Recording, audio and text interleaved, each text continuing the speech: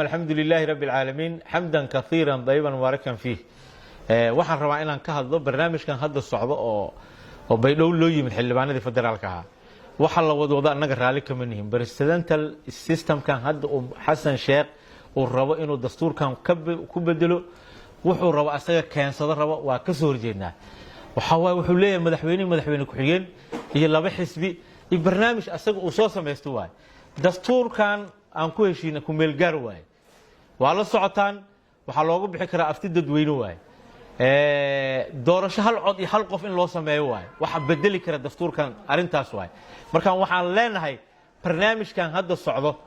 oo runtii ay wadaan dad hormuudka waa ka soo horjeednaa ma yeelayno 77 qof waa xildhibaano koonfur galbeed dadaa keenay 61 xildhibaan digli biriflaha dadaa u dhintay hadda koranagoo 6 gobol ah dadaa god ku riday oo 3 gobol ka doortay haddana arintaas inay dhacdo raali kama nihin marka waxaan u nasteexaynaa xildhibaanadan hadda barnaamijka inta u yimid in madaxweynaha koonfur galbeed walaalow nin soo halgamiyaa tahay nin aaraaraya tahay inaadan qaadanayna aaminsanahay fikirkaas laakiin waxaan ku leeyahay arintaas aan diidno idinkana inaad diidaan waaye inaad hormuud u noqotaan maaha hadalkayga waxaan ku soo koobaa waxa xamar laga soo wadwado raali kama nihin annaga waa fikirkiisa siyaad bar 21 sano meeshan haysta dictatornimadii uu ku haysto waay xildhibaanada asaga qoran jiray digli mirful hal qof oo xildhibaan kuma jirin haddana tii ay imaanayso awood qaybsi Soomaali 5 qabiil wax ku qaybsatay 5taas soconayso wax shakhsi wado ama laba qabiil oo hawiye daarood ay wadaan raali kama nihin annaga waa ka soo horjeednaa wax soconayna male waa u soo dagaalanay haddana waa u dagaalamayna madaxweyne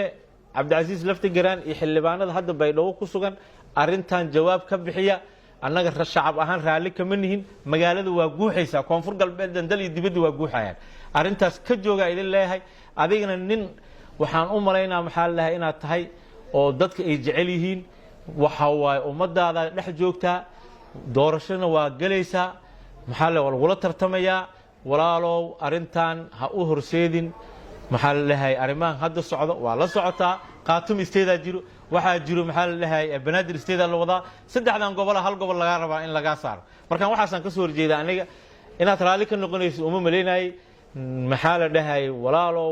xildhibaanadan hadda joogay arintaas aad maalin weed soo qaadeen waa laga hadlaa dhahday xaaladayada waxa way hal laga noqdo arintaas yaan garab lagu siinin madaxweynaha iyo cid allaale cidii barnaamijkaas wada hadalkay waxaan ku soo koobaa qadiyadii digli mirifle dad badan oo soo dhintay waa ogtahay aaraare 61 keenay oo hormuudku ah Xasan Maxamed Nuur walaalkaagu ahaa annagana walaalkeenu ahaa adna walaalkeena tahay dadkii soo halgamiyaa tahay arintaas hal laga joogo waxa aan maqlayna raali kama nihin aniga assalaamu calaykum waraxmatullaahi wabarakaatuh